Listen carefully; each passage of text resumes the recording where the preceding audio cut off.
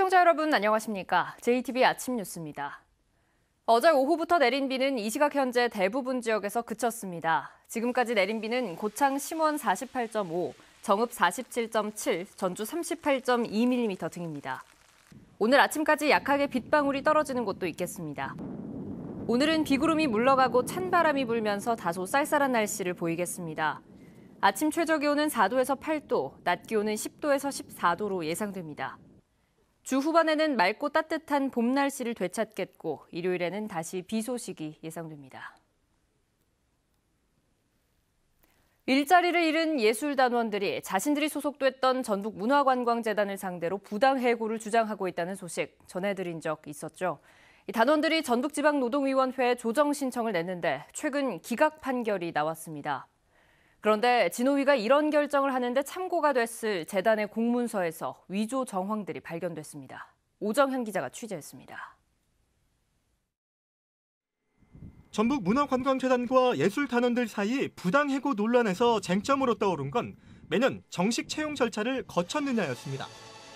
재단은 오디션이란 절차를 거쳐 매해 신규 채용해왔기 때문에 계속 근로로 볼 수 없다는 입장이고, 단원들은 오디션은 생략하는 경우가 더 많았고 기존 단원들과 다시 계약해온 만큼 근로 연속성을 인정받고 퇴직금도 당연히 지급받아야 한다고 주장했기 때문입니다.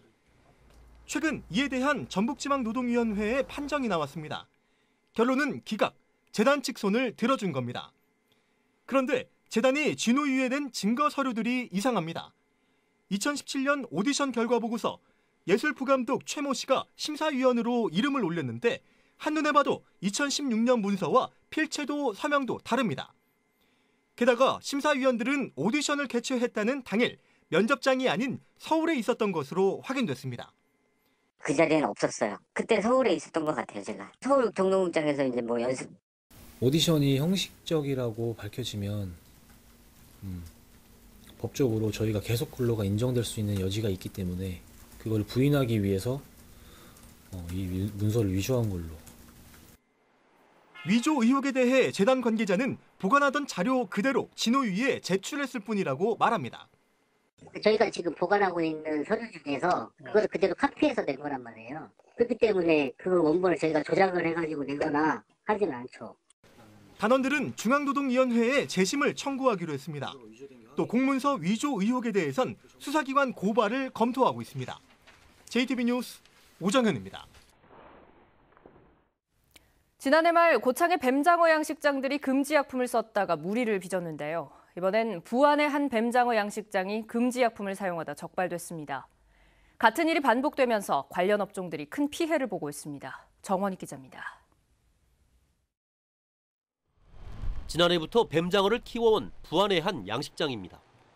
해양수산부 조사 결과 동물용 의약품 니트로프란이 킬로그램당 0.02mg 검출된 것으로 확인됐습니다. 니트로프란은 가축의 세균성 장염 치료 등에 쓰는 항생제로 신경계와 간에 이상을 일으켜 지난 2003년부터 사용이 금지됐습니다. 해양수산부는 출하를 정지시키고 부안군에게 양식 중인 뱀장어 30kg을 모두 폐기하도록 조치했습니다. 조치하라고 좀 공문이 내려와서 저희 지금 폐기 조치하려고 지금 저희가 준비하고 있거든요. 업체한테는 좀 얘기해놨거든요. 고발 조치도 이뤄질 것으로 보입니다. 하는 과정에 처음 나온 거죠. 지자체 차원에서 아마 이제 고발이나 들어갈 거로 봅니다. 고창에서도 지난해 12월 한 뱀장어 양식장이 니트로프란을 썼다가 들통났고 지난달에는 공업용 포르말린을 사용한 곳이 적발되기도 했습니다. 이 같은 일이 반복되자 장어 음식점과 판매점 등 관련 업종들이 큰 타격을 입고 있습니다. 이렇게 막 그렇게 해놓고 터트려버리니까 그냥 저희만 피해보는 거죠. 도매상인한테 받아 쓰는 사람들은 그런 상황들 이제 좀 진정적으로 피해를 받겠죠. 해양수산부가 올해 전국의 뱀장어 양식장 550여 곳을 모두 조사하고 있는 만큼 피해가 더 커지지는 않을까 우려도 깊어지고 있습니다. JTBC 뉴스 정원익입니다. 교육시민단체가 각종 비리 행위가 드러난 사학법인에 대한 해산을 촉구했습니다. 이번 기회에 전체 사학법인에 대한 철저한 감사도 요구했는데요.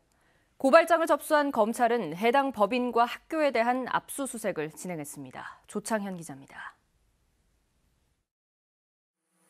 학교 건물의 사적 사용과 수십억 원의 비자금 조성, 이사회 회의록 허위 작성 등 각종 비리가 드러난 사학법인, 도내 교육시민단체가 해당 사학법인의 해산을 촉구했습니다.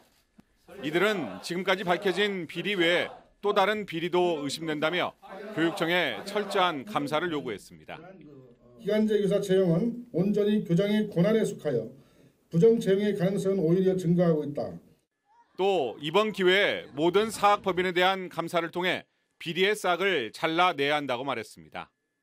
지금이라도 전북교육청은 이와 유사한 학교 법인이 더 있는지 확인할 필요가 있다. 시간이 걸리더라도 전북의 모든 사립학교 법인에 대하여 철저한 감사가 필요하다.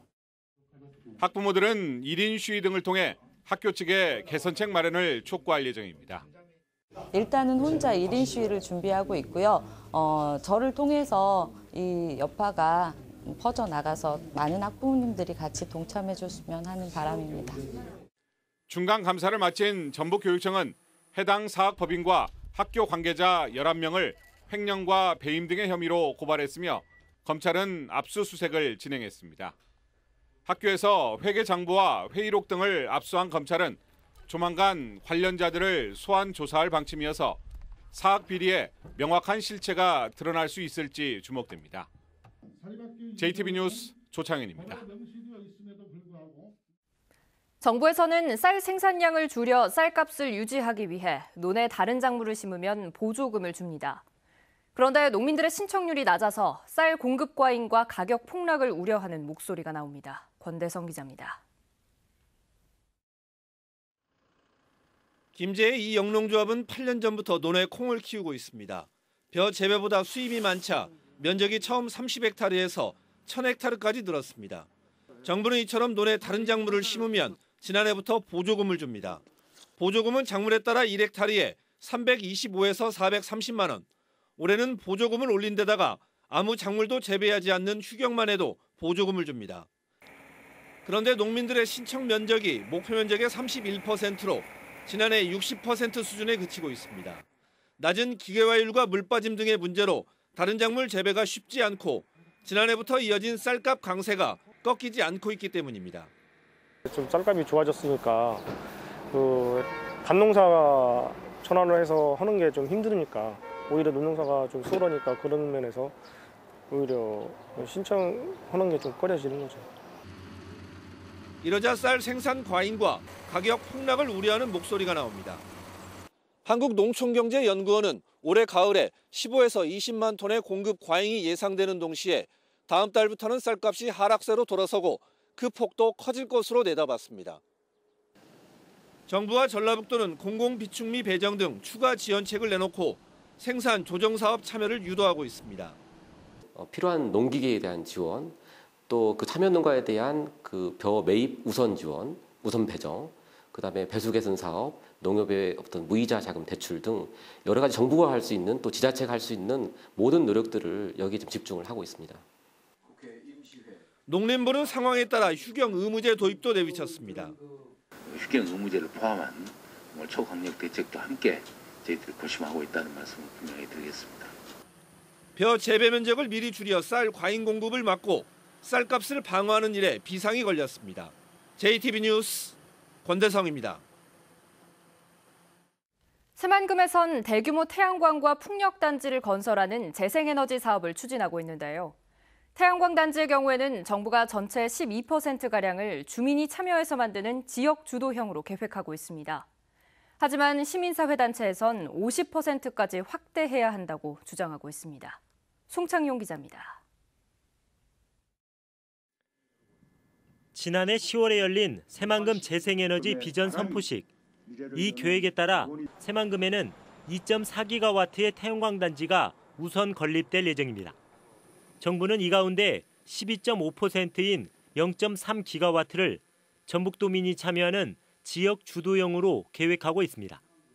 한 가구에서 500만 원에서 2천만 원가량을 투자하고 연 5%가량의 수익을 얻는 방식입니다. 금액에 따라 다르지만 전북 80만 가구 가운데 10%가량이 참여하게 될 것으로 보입니다. 이 사업이 내부 개발이라든가 국가 발전에 기여를 해야 되지만 그 과정이나 결과가 이 지역민과 뗄래야 뗄 수 없는 상황이고.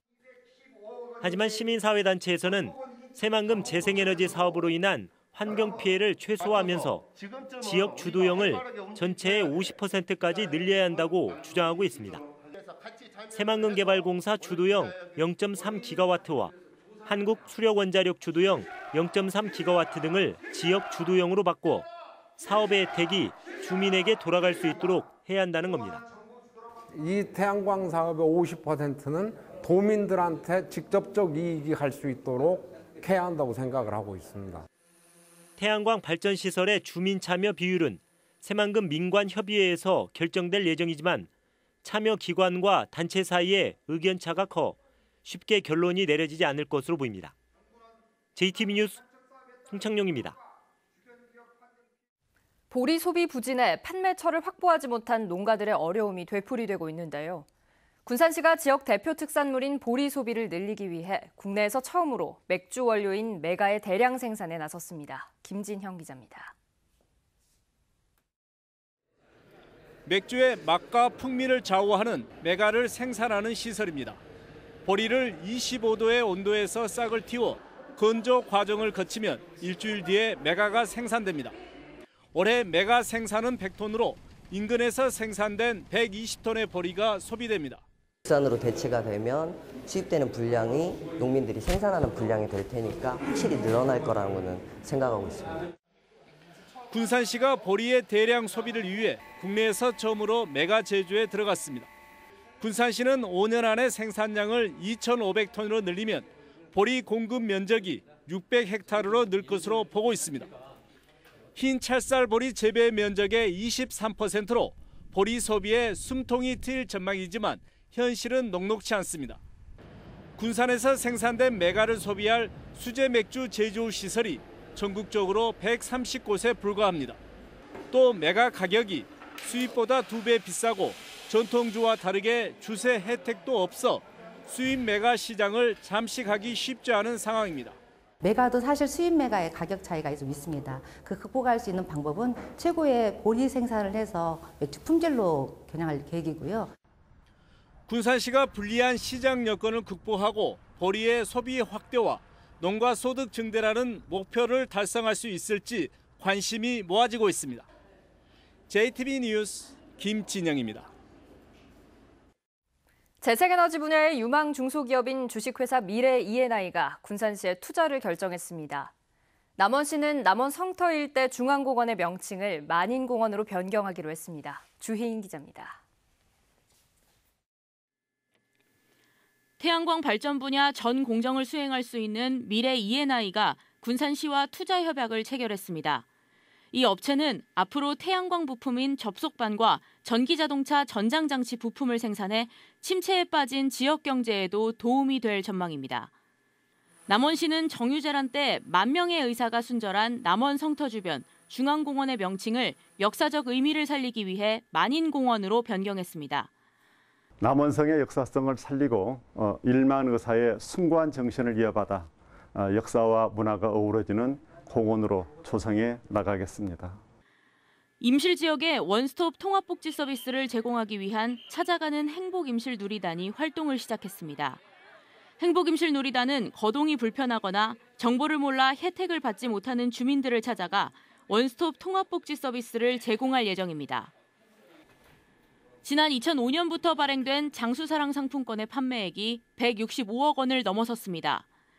장수군은 다음 달부터 장수사랑 상품권에 5% 할인율이 도입됨에 따라 상품권 사용이 더욱 증가할 것으로 기대하고 있습니다. JTB 뉴스 주예인입니다. 행자위원장 시절 여행사에서 뇌물을 받은 혐의로 기소된 송성환 도의회 의장에 대해 민주당 중앙당이 당직을 정지시켰습니다.